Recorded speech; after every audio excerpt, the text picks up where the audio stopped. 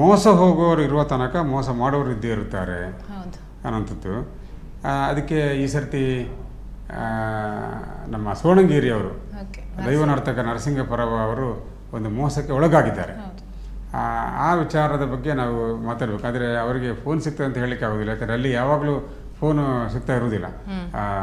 ಆ ಪ್ರದೇಶ ವ್ಯಾಪ್ತಿಯಿಂದ ಹೊರಗೆ ಬರ್ತದೆ. ಅದರಿಂದ ಫೋನ್ ಸಿಕ್ಕಿದರೆ ಅವರೊಟ್ಟಿಗೆ ನಾವು ಮಾತಾಡೋಣ. ವಿಷಯ ಇಷ್ಟೇ, ಅವರಲ್ಲಿಗೆ ಅವರು ಅವರ ಮನೆ ಇದೆ ಅಲ್ಲಿ ಸೋಣಂಗೇರಿಯಿಂದ ನಾವು ಮುಂದಕ್ಕೆ ಸುಬ್ರಹ್ಮಣ್ಯ ರೋಡಲ್ಲಿ ದುಗ್ರಾಳಕ ರೋಡಲ್ಲಿ ಮುಂದೆ ಹೋಗುವಾಗ ಅವರ ಮನೆ ಇದೆ. ಅವರ ಮನೆ ಪಕ್ಕದಲ್ಲಿ ಅವರೊಂದು ಅಂಗಡಿಯನ್ನು ಕೂಡ ಮಾಡಿಕೊಂಡಿದ್ದಾರೆ. ಅಲ್ಲಿ ಬೊಂಡ ಎಲ್ಲ ಸೇಲ್ ಮಾಡ್ತಾರೆ. ಅಲ್ಲಿಗೆ ಒಬ್ಬ ಯುವಕ ಬರ್ತಾನೆ. ಯುವಕ ಒಂದು ಫೋನಲ್ಲಿ ಮಾತಾಡ್ತಿರ್ತಾನೆ. ಬೈಕಲ್ಲಿ ನಿಲ್ಲಿಸಿ ಮಾತಾಡ್ತಿರುವ ಇದ್ದು ಮತ್ತು ಇವ್ರ ಹತ್ರ ಕೇಳಿದ್ದಾರೆ, ನಿಮಗೆ ಬೊಂಡ ಬೇಕಾ ಅಂತ ಕೇಳಿದೆ. ಸೇಲಿಗೆ ಬೊಂಡ ಬೇಕಾ ಅಂತ. ಎಸ್ ಬೇಕು. ಹಾಗಾದರೆ ಅಲ್ಲಿ ದೊಡ್ಡ ತೋಟದಲ್ಲಿ ಒಂದು ತೆಂಗಿನ ಮರ ಎಲ್ಲ ಬಿದ್ದು ಕಡಿತಾ ಇದ್ದಾರೆ, ಅದರ ಬೊಂಡಗಳು ಇದೆಯಂತೆ, ನಿಮಗೆ ಬೇಕಿದ್ರೆ ಕಡಿಮೆ ರೇಟಲ್ಲಿ ಒಂದು 25 ರೂಪಾಯಿ ಕೊಡ್ತಾರೆ, ಬೇಕಿದ್ರೆ ಬನ್ನಿ. ಎಸ್ ಅದು ಬೇಕು ಅಂತೇಳಿ ಆಗ ದುಡ್ಡು ತೊಗೊಂಡು ಬನ್ನಿ ಅಂತೇಳಿ ಇವ್ರ ಮನೆಗೆ ಹೋಗಿ ಮಗ ಹತ್ರ ಯಾರಾದ್ರೂ ಕೇಳಿ 5,000 ರೂಪಾಯಿ ತೊಗೊಂಡು ಬರ್ತಾರೆ. ತೊಗೊಂಡು ಬಂದು ಇವರ ಜೊತೆ ಬೈಕಲ್ಲಿ ಕೂತ್ಕೊಳ್ತಾರೆ. ಇವ್ರ ಬೈಕಲ್ಲಿ ಬದುಕಲ್ಲಿ ಕೂತ್ಕೊಳ್ಳಿ ಅಂತ ಹೇಳ್ತಾರೆ. ಕೂತ್ಕೊಳ್ಳಿಸ್ತಾರೆ. ಗಾಡಿ ದೊಡ್ಡ ತೋಟ ಕಡೆ ಹೋಗ್ತದೆ. ಹೋಗ್ತಾ ದುಗ್ರಾಳಕ ಪೇಟೆ ದಾಟಿ ಸ್ವಲ್ಪ ಮುಂದೆ ಹೋಗುವಾಗ ಅಲ್ಲಿ ಒಂದು ರಬ್ಬರ್ ಪ್ಲಾಂಟೇಷನಲ್ಲಿ ರಬ್ಬರ್ ಹಾಲು ಸಂಗ್ರಹ ಮಾಡುವಂಥ ಜಾಗ ಇದೆ. ಅಲ್ಲಿಗೆ ತಲುಪುವಾಗ ಇವ್ರು ಹೇಳ್ತಾರೆ, ಇವರು ಬೈಕ್ ನಿಲ್ಲಿಸಿ ಮತ್ತು ಯಾರಿಗೂ ಫೋನಲ್ಲಿ ಮಾತಾಡಿ ಹೇಳ್ತಾನೆ, ಈಗ ನೀವು ಅಲ್ಲಿಗೆ ಜಾಗಕ್ಕೆ ಬಂದರೆ ಅಲ್ಲಿ ಅವರು 25 ರೂಪಾಯಿ ಜಾಸ್ತಿ ಮಾಡಿದ್ರು, ಸೇಲಿಗೆ ಅಂತೇಳಿ ಗೊತ್ತಾದರೆ ಜಾಸ್ತಿ ರೇಟ್ ಹೇಳಿಯಾರು.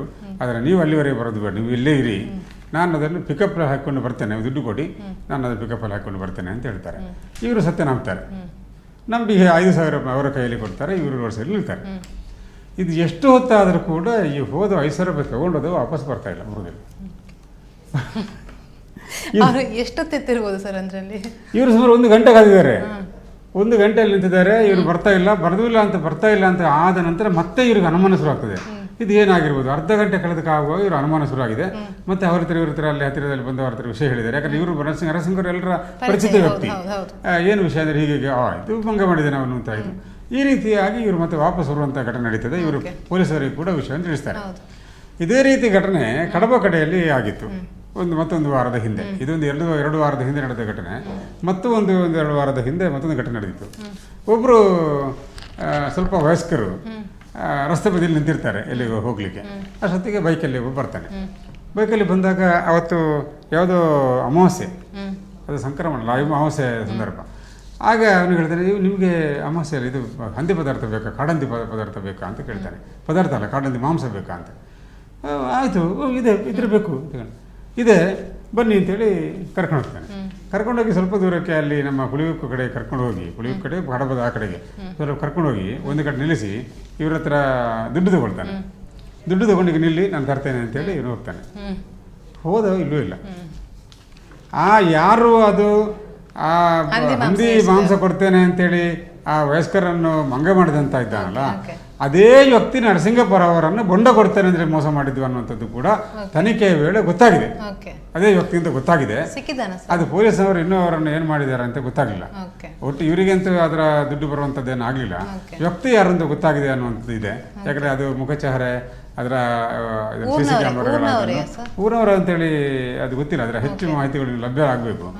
ಗೊತ್ತಾದ ಕೂಡಲೇ ಅವರ ಭಾವಚಿತ್ರ ಸಮೇತ ನಾವು ಸುತ್ತದಲ್ಲೂ ಕೊಡುವ, ಪತ್ರಿಕೆಯಲ್ಲಿ ಕೂಡ ಪ್ರಸಾರ ಮಾಡುವ ವಿಷಯ ಅಂತ ಹೇಳಿದ್ರೆ, ಇದು ಬಹಳ ಸುಲಭವಾಗಿ ಜನರ ಮೋಸ ಮಾಡುವಂಥದ್ದು ನಡೀತಾ ಇರುವಂಥದ್ದು. ಬಹಳ ಸುಲಭ.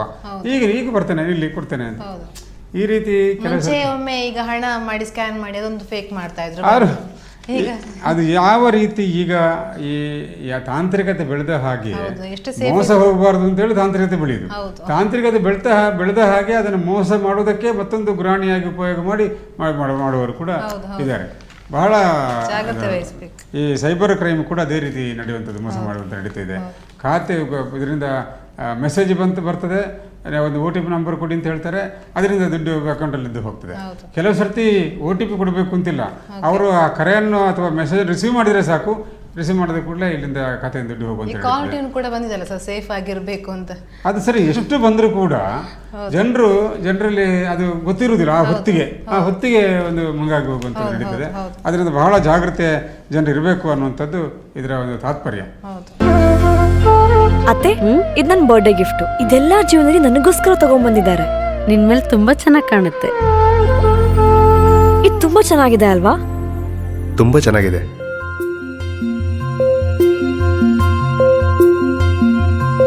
It will look really good on you. ಅಮ್ಮ, mother is always son's first love.